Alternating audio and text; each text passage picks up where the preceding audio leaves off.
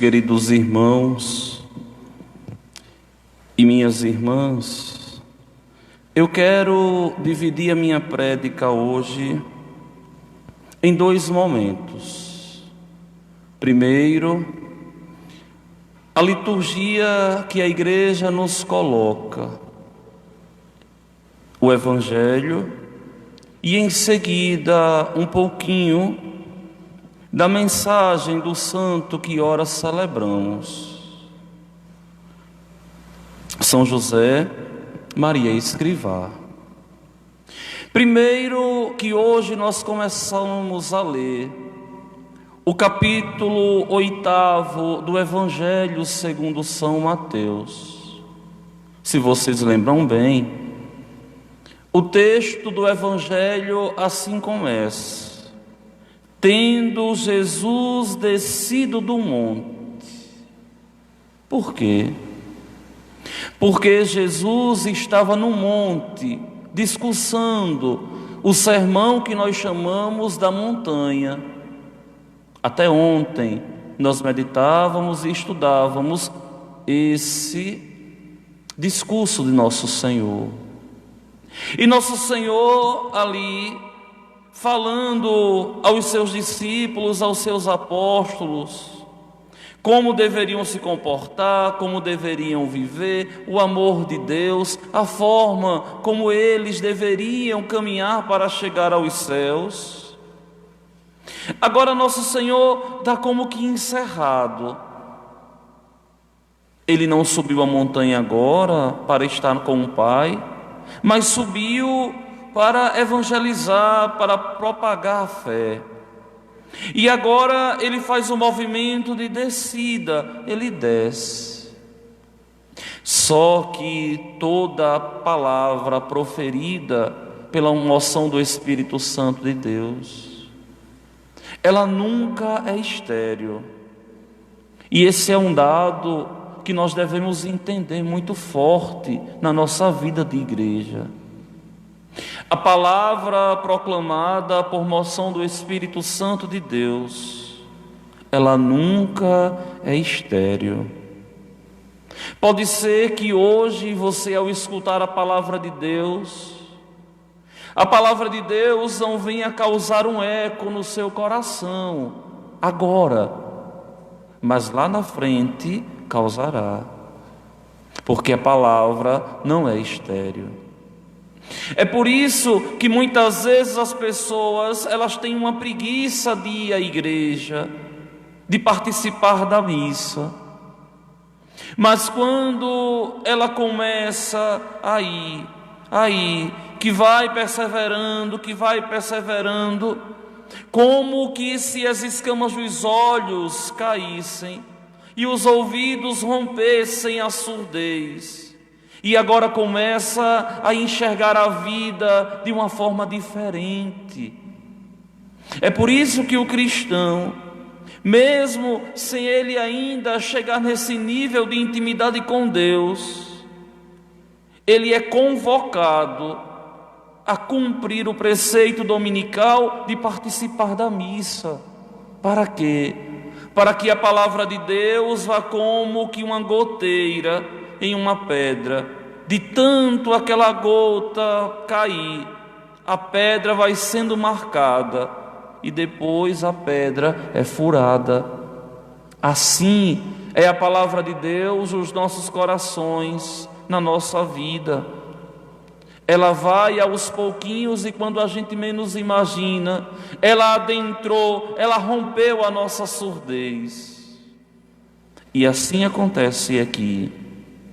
Nosso Senhor desce do monte e numerosas multidões o seguiam.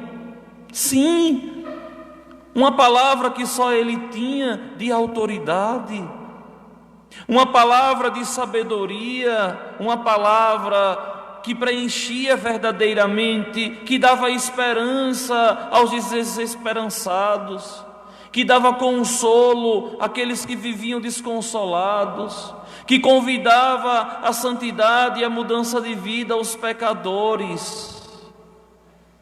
Aquela palavra rica de Deus, aquela palavra toda ungida de Deus, aquela palavra que é o próprio Deus, aquele que pregava, ele falava com a autoridade que ele mesmo tinha, e a palavra que ele dizia criava eco, porque era uma palavra direta, não usada por instrumento nenhum.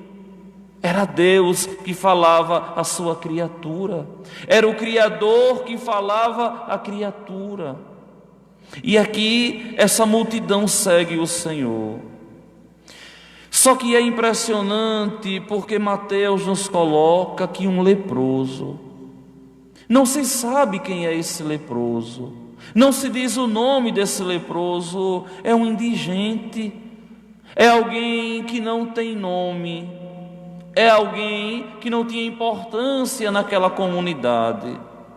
Um leproso se aproximou e se ajoelhou diante do mestre. Ele disse: Senhor, se queres, tu tens o poder de me purificar. Dois dados aqui que esse leproso nos tem a ensinar. Primeiro, a atitude de humildade. Ele se ajoelha diante do Senhor. Se você quer alguma graça de Deus, você tem que aprender que só se consegue, só se caminha para os céus de joelhos. Não se caminha para os céus de pé. Para os céus se caminha de joelhos. Depois, a forma como esse leproso rezou. Senhor, olha, eu desejo, eu quero, eu preciso. Ele poderia dizer, mas não. Aqui, ele vai justamente clamar a vontade divina. Se tu queres, tens o poder de me purificar. Se tu queres. Eu quero, Senhor, eu desejo, Senhor, mas depende da tua vontade. Eu estou aqui humilhado, pedindo. Esse leproso que não tem nome aqui, ele é o Padre Washington, ele é cada um de vocês. Quantas vezes, ao olhar as nossas vidas, nós nos vemos pequenos, sujos pelo pecado. Quantas vezes nós levamos uma vida de indignidades, de erros, de pecados. Quantas vezes, meus irmãos, nós somos esse leproso aqui sujo, cheio de doença, sendo carcomido pela lepra. E assim somos nós, cheios de pensamentos pecaminosos, cheios da maledicência, da inveja, da ira, da soberba, do orgulho, das mentiras, das infidelidades. Somos nós assim. E esse leproso aqui, ele pede com humildade, e o que nos resta, pedir também assim. Senhor, se tu queres, tu tens o poder de curar-me. Curar, meus irmãos, isso que eu tenho consciência que me afasta do céu, isso que você sabe que te afasta de Deus, que te afasta dos céus. Esses pecados que nós vemos e cometemos e muitas vezes até gostamos, e devemos ter consciência que nos afasta de Deus, que nos torna sujos. Hoje, providencialmente, um católico que está crescendo muito na fé na nossa paróquia me mandava um áudio dizendo assim: Padre, o senhor fala muito do purgatório. Eu já entendi que o purgatório é verdade, Mas se eu me confessei aqui na terra e morri,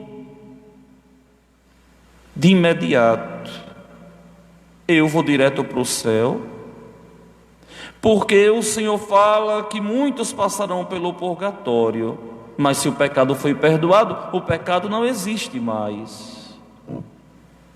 E eu dizia: meu filho, isso está correto, só que tem um detalhe que você precisa entender.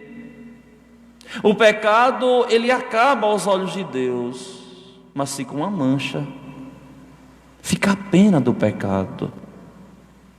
O mal que nós praticamos, o bem que nós deixamos de fazer. E é justamente essa pena do pecado que nós purificamos no purgatório. Mesmo que eu não tenha pecado mortal por ter me confessado, existem as penas dos pecados que eu cometi, e aí justamente vão sendo purificadas pela penitência que eu faço, pela esmola que eu dou, pela caridade que eu pratico, pela bondade que eu dispenso ao outro em nome de Deus. Aí vão apagando as penas desse pecado. E é preciso que nós entendamos que no mundo que nós vivemos hoje não existe essa santidade impoluta, não. Existe uma busca sincera de santidade e um desejo ardente de sermos santos. E nosso Senhor diz: eu quero, fique limpo. Deus quer o homem limpo, Deus quer o homem sem pecado, Deus quer o homem totalmente puro. Esse é o desejo de Deus, porque Deus é puro, porque Deus é limpo. Tanto que só vão ver a Deus os de coração puro. Os puros de coração verão a Deus. O Senhor acabou de dizer no Sermão das Bem-aventuranças: os de coração puro, aqueles que têm um coração alvo, limpo, contemplarão a Deus. E aqui o desejo que nós devemos ter para crescer em santidade.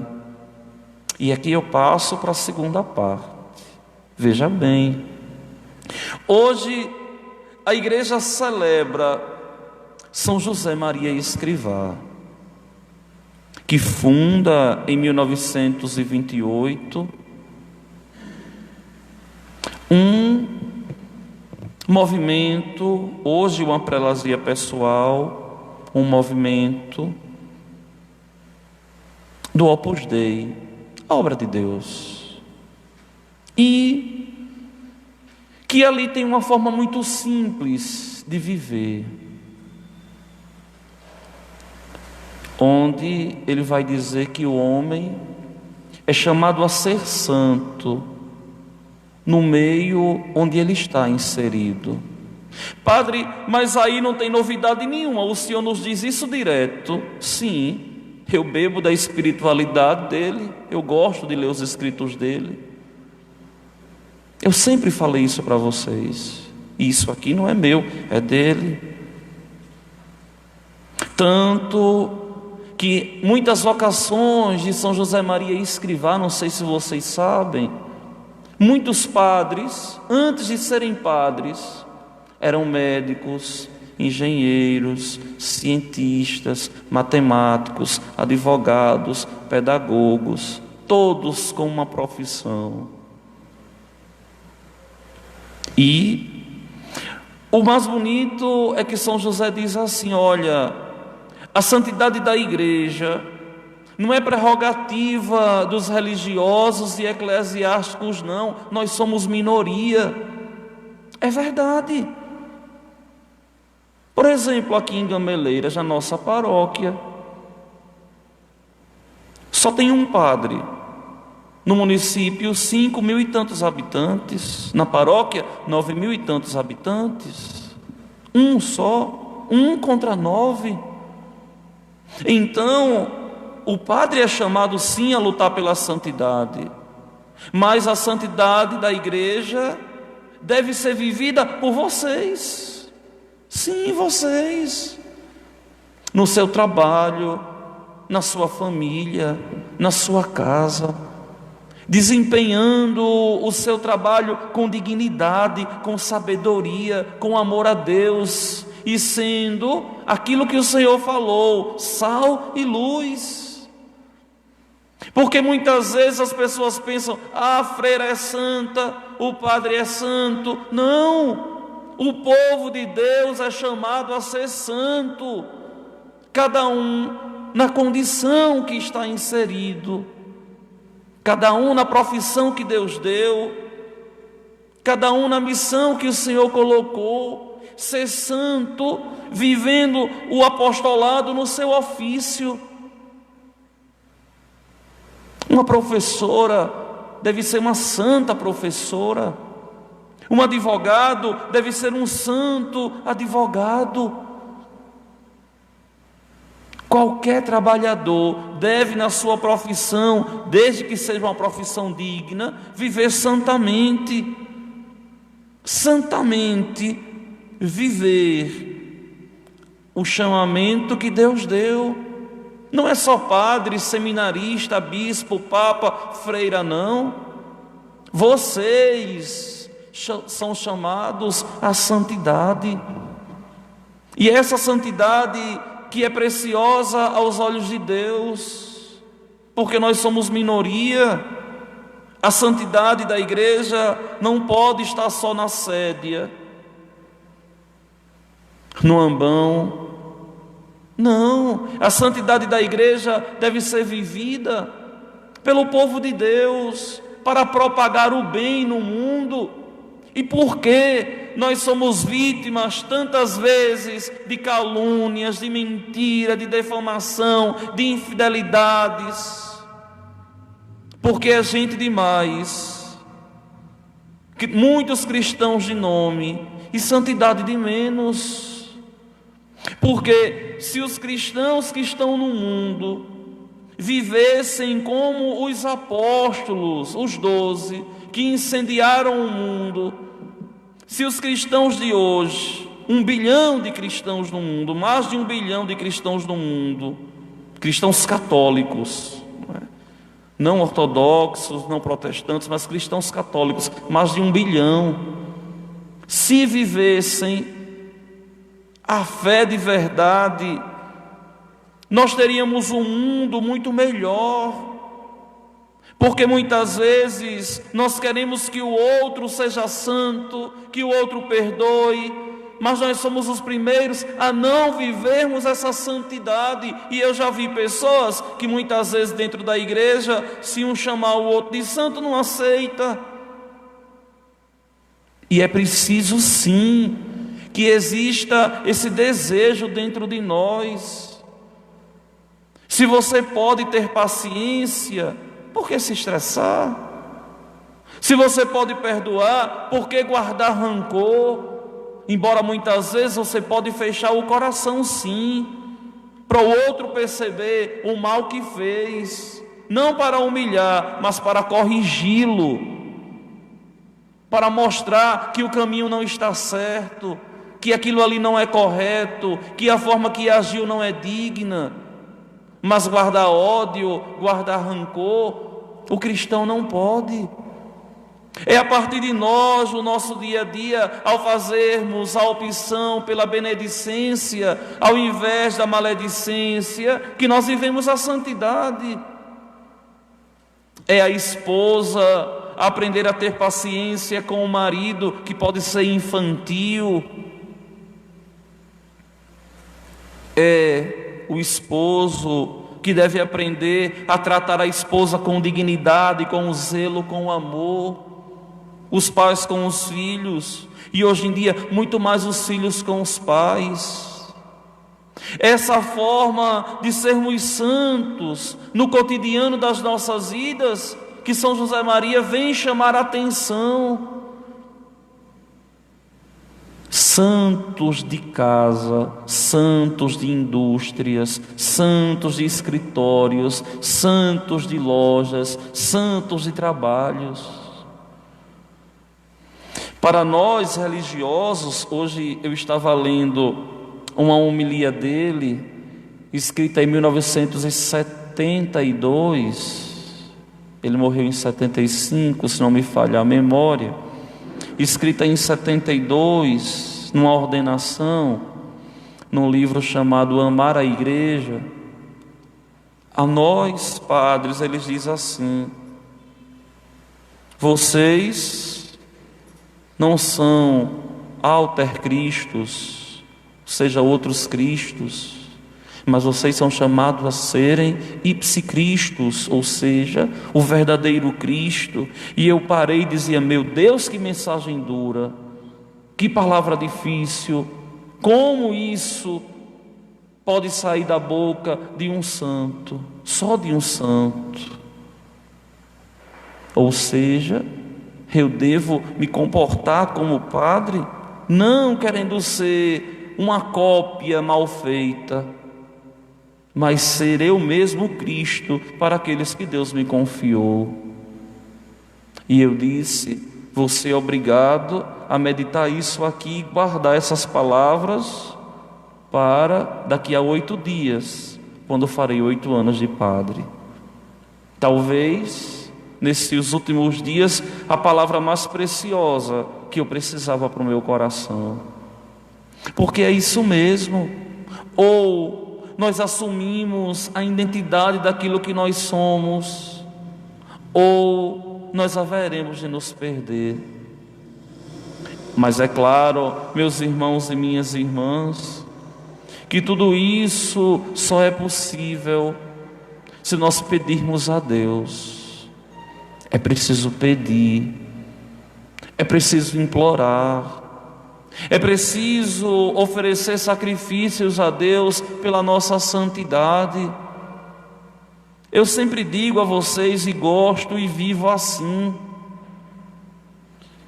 escolhendo todos os dias um pecado, um defeito para lutar. A gente não consegue dar contas de tantos defeitos e pecados que temos, não. Mas nós sabemos qual é o que mais nos desumaniza. Nós sabemos qual é o pecado que mais nos afasta de Deus. Nós sabemos o pecado que ameaça a nossa salvação. Sim, tem pecados que ameaçam a nossa salvação. E é justamente esse perigoso que nós devemos lutar. E não vai ser fácil, vai ser difícil, mas é preciso clamar: Senhor, me deixa limpo, Senhor, me deixa puro. Eu quero, Senhor, me purificar desse erro, desse pecado que eu carrego, desse espinho na carne que me fere tanto, que rouba a minha dignidade, que me coloca para baixo. E Deus, vendo a sinceridade do nosso pedido, e Deus vendo a sinceridade do nosso coração, vai chegar uma hora que Deus vai dizer: olha, meu filho, eu quero ficar limpo, como Ele disse ao leproso. E vejam que o leproso no mesmo instante ficou curado. A ação de Deus é imediata. No mesmo instante ele se curou. Só que o Senhor disse: olha, vá, mas não diga nada a ninguém. Eu gosto tanto disso aqui, nosso Senhor falando. É uma das palavras que mexe muito comigo, porque nosso Senhor faz as coisas na surdina, no silêncio, diferente de pastor protestante. ou de padre milagreiro de televisão. O milagre é um sinal do reino.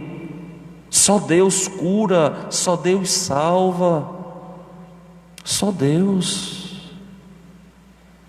E é importante que nós entendamos que vivemos em Deus, e que cada vez mais que de Deus nós nos aproximarmos, mais com discrição Deus vai agir nas nossas vidas.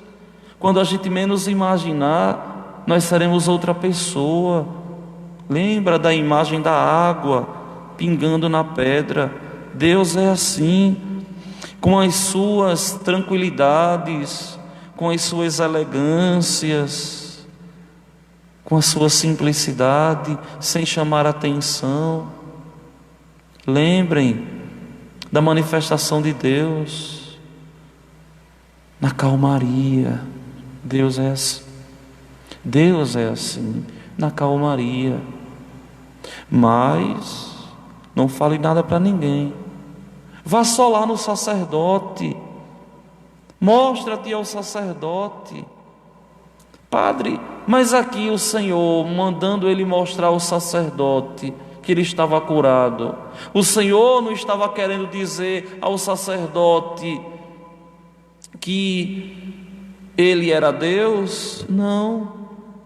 Aqui o Senhor estava dizendo: vá lá dizer ao sacerdote e mostrar a ele que você está puro, para que ele possa te fazer voltar à vida normal. É para o bem do leproso. O leproso era obrigado a ser averiguado pelo sacerdote, e o sacerdote dizia se estava limpo ou se não estava. Se estava limpo, podia voltar para casa. Se estivesse ainda com lepra sujo, tinha que ficar fora dos muros da cidade. Eu já falei muito isso aqui.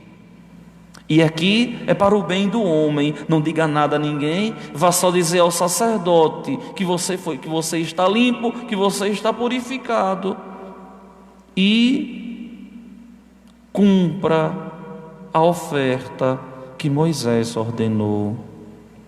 Dê a sua contribuição para o templo, dê o seu sacrifício. Muitas vezes as pessoas não entendem. Quando se fala, por exemplo, de missa de sétimo dia, que a igreja cobra um valor, a pessoa não entende que aquele valor ali é justamente o sacrifício. Uma intenção é justamente o sacrifício que eu devo fazer, que eu devo colocar no altar de Deus. Para quê? Para a manutenção do templo. E muitas vezes as pessoas pensam que tudo na igreja cai do céu, e não cai. Vai lá, mostra-te ao sacerdote, ele vai aprovar que você está curado, mas cumpra as suas obrigações com o templo. Faze a oferta que Moisés ordenou. Ou seja, é bíblico. A nossa doação, a nossa resposta de amor à comunidade cristã, para o bem da nossa igreja, para o bem da evangelização, para o bem do reino de Deus. E o Senhor diz: para servir de testemunho para eles. Meus queridos irmãos e minhas irmãs, eu não tenho mais nada a vos dizer na noite de hoje. Simplesmente as palavras de São José Maria Escrivá: seja santo onde Deus te colocou. Viva uma vida de santidade onde Deus te colocou. É aí que você deve ser santo. É no seu local de trabalho, é na sua família que você deve viver essa santidade, que não é exclusividade dos religiosos e dos eclesiásticos, não, mas todos os cristãos batizados são chamados a essa vocação universal da santidade, para serem puros, para serem limpos, para um dia contemplarem a Deus.